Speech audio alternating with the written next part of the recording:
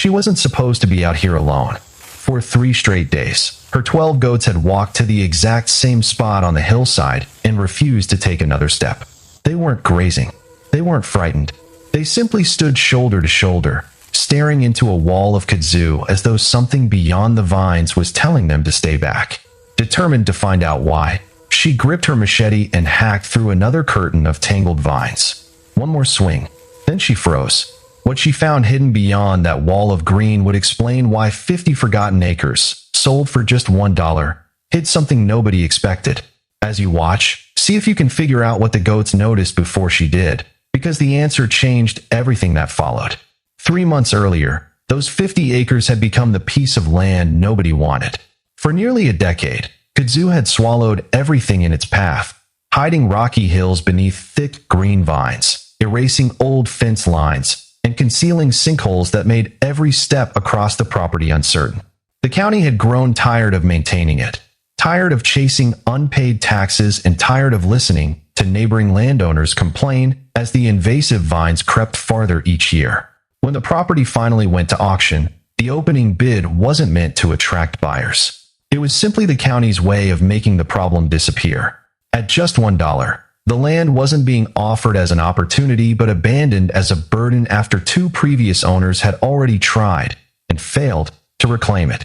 Both arrived with bulldozers, excavators, and every advantage money could buy. Yet both eventually walked away with damaged machinery, broken equipment, and 50 acres that looked almost untouched. Before long, people around town stopped calling it farmland and simply referred to it as impossible. Yet one question refused to leave her mind. If the land had truly been worthless, why had people once invested so much in owning it before letting it disappear beneath years of neglect? The old property records mentioned pasture land decades earlier, but nothing explained how it had vanished beneath the kudzu, and the mystery only made her more determined to uncover the truth. Rather than trying to overpower the land, she decided to outthink it by using 12 goats instead of heavy machinery. The plan was simple, but it came with one serious problem. She had just 1 week before the borrowed goat trailer had to be returned, and without those animals, her entire plan would end before it had even begun. She had no way of knowing that the answer she was searching for was hidden in the only place her goats would refuse to enter. She arrived with 12 goats, a trailer full of portable fencing, water tanks, and a plan that almost everyone believed was doomed from the beginning. There were no bulldozers, no excavators, and no crew waiting to help her. If this land was ever going to be reclaimed, it would happen one section at a time, with 12 hungry goats doing the work that heavy machinery never could. The first week unfolded exactly the way the skeptics expected. Drivers slowed their trucks just to watch the goats disappear into walls of kudzu while she hauled water across steep hillsides, carried fencing from one grazing section to the next, and spent hours cutting narrow paths simply to reach the animals. Some neighbors laughed openly, convinced they were watching someone waste time and money on land that had already defeated people with far greater resources. Others quietly wished her luck, although even they doubted she would last much longer than the owners before her. Then, sometime during the 3rd week, the property began to reveal the first signs of change. Small patches of bare earth appeared where sunlight hadn't touched the ground in years. Weathered fence posts slowly emerged from beneath the vines, followed by sections of old stone walls that nobody realized were still standing. Every evening, the cleared ground stretched a little farther than it had the day before. The progress wasn't dramatic enough to make headlines, but it was steady, and for the first time in years, the land was beginning to give way instead of fighting back. One afternoon, the owner of the borrowed trailer arrived to collect it. He climbed out of his truck expecting to hitch it up and leave, but instead he stood quietly watching the goats work while his eyes drifted across the newly cleared hillside. After several minutes, he turned toward her and smiled. "I've never seen anyone make this much progress out here," he said. "Keep the trailer another month." It was a simple gesture, but those extra weeks meant everything. Without them, her plan would have ended before it ever had a chance to succeed. By the 6th week, however, exhaustion had begun replacing optimism. The fences still had to be moved every few days. Water still had to be hauled across rough ground, and every approaching storm threatened to erase weeks of hard-earned progress. More than once, She sat alone in her truck after sunset, wondering whether the two owners before her had simply recognized failure sooner than she had. Then something happened that neither she nor anyone else could explain. One section of the property remained completely untouched. No matter how much fresh kudzu grew beyond it, the goats walked to the exact same place every morning before stopping together at an invisible line. She ignored it the first day and dismissed it as coincidence the second. But by the third morning, she realized she wasn't watching random behavior anymore. She was watching a pattern, and whatever had convinced 12 goats to stop at the exact same place 3 days in a row was waiting just beyond the wall of vines. At first, she assumed there was a simple explanation. A snake could have built a den beneath the vines. A hidden sinkhole might have opened somewhere ahead. Or perhaps the scent of a dead animal was drifting through the undergrowth. Each possibility sounded reasonable enough. So instead of forcing the goats forward, she decided to investigate the area herself.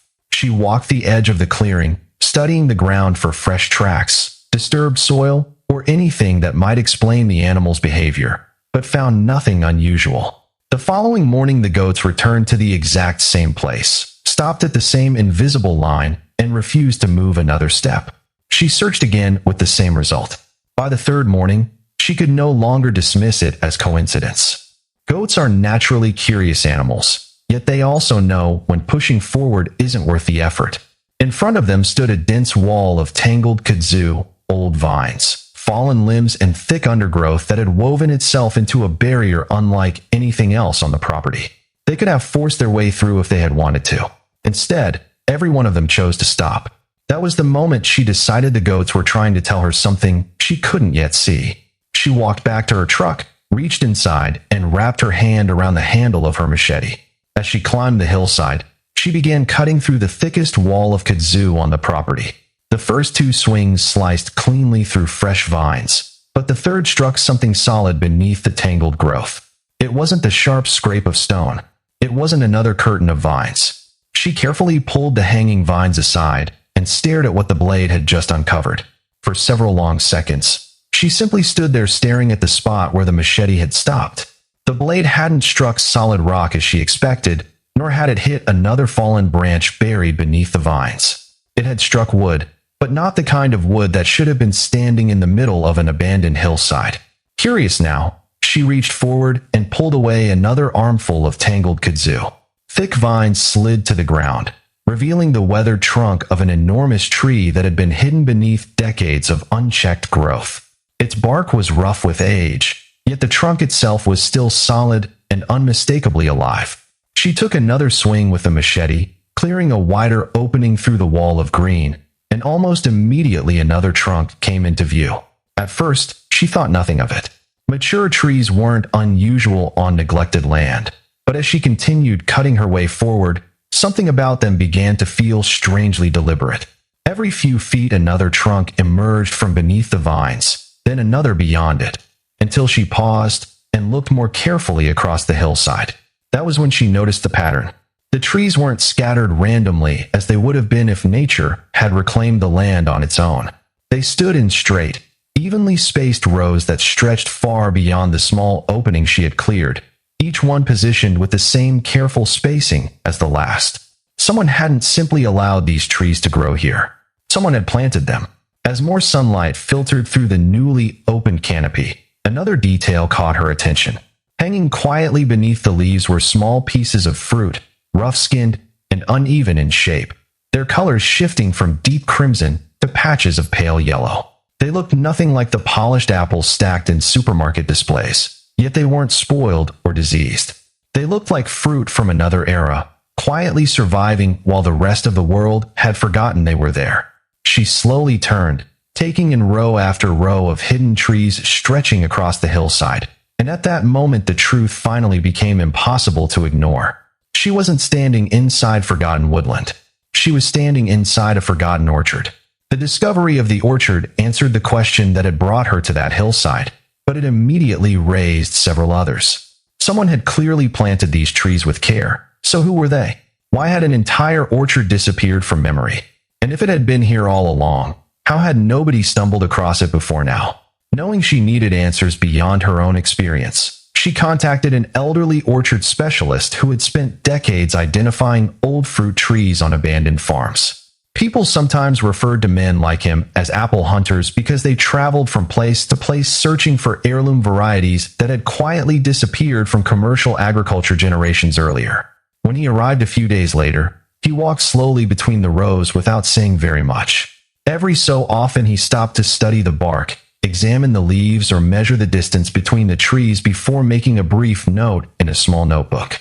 The longer he explored the orchard, the quieter he became, and his silence made her wonder whether he was seeing something she couldn't. Eventually, he reached up and picked a single apple. Without saying a word, he unfolded a worn pocket knife and sliced it neatly in half. Instead of the bright white flesh found in most modern apples, faint pink streaks spread from the center towards the skin, dense and richly colored in a way she had never seen before. He picked another apple from a different tree, then another from the next row, cutting each one open with the same careful attention. Several minutes passed before he finally lowered the knife, removed his glasses, and slowly looked across the hillside. "I don't think some of these exist anymore," he said quietly.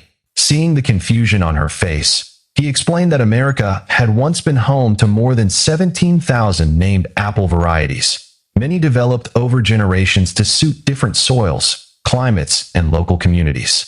As commercial farming became more uniform, thousands gradually disappeared. Most weren't deliberately destroyed. They were simply abandoned and eventually forgotten.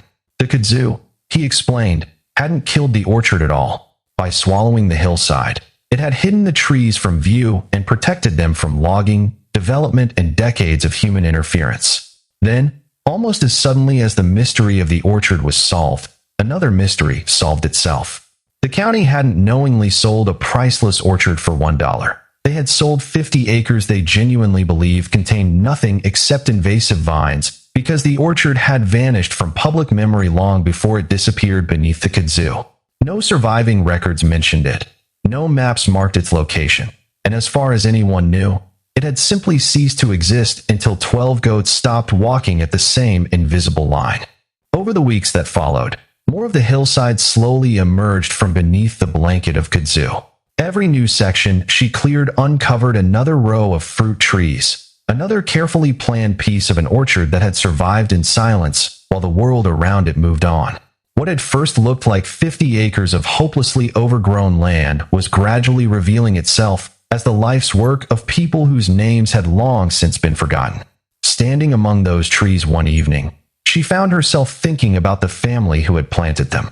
Decades earlier, someone had dug every hole by hand, chosen each variety for a reason, and imagined these trees feeding not only their own family, but future generations as well. Then, somewhere along the way, life changed.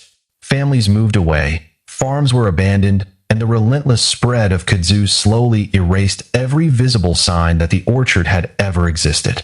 Eventually, it disappeared so completely that even the county believed there was nothing left to remember. Yet beneath that thick blanket of vines, the trees never stopped doing what they had been planted to do. Season after season, they continued growing, flowering, and producing fruit, patiently waiting for someone willing to look beyond what covered them instead of judging the land by what appeared on the surface. She realized the difference wasn't simply the goats. The men before her had tried to conquer the property with bigger machines, believing the land itself was the problem. She had approached it with patience, allowing the animals to guide her attention instead of forcing the landscape to obey her plan. In the end, the goats hadn't uncovered buried treasure. They had uncovered a forgotten story, proving that history isn't always lost because it disappears. Sometimes it survives in plain sight, hidden beneath years of neglect, waiting for someone patient enough to notice what everyone else has learned to walk past. Looking back, she realized the most important moment hadn't been the day she uncovered the forgotten orchard.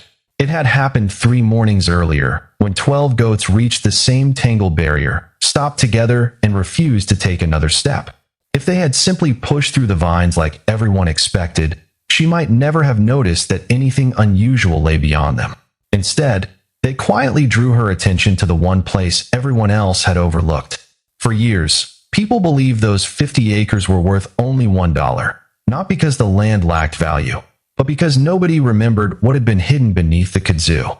Sometimes the greatest discoveries don't begin with finding something extraordinary. They begin with refusing to ignore a question that everyone else has already dismissed. So here's something to think about. If you had bought 50 overgrown acres for $1 and your animals refused to enter one small corner of the property, would you have kept searching to uncover what the land was hiding, or would you have walked away like everyone before you? I'd genuinely love to hear what you would have done. And if you enjoy stories where forgotten places reveal extraordinary pieces of rural American history, be sure to subscribe and join us for our next journey.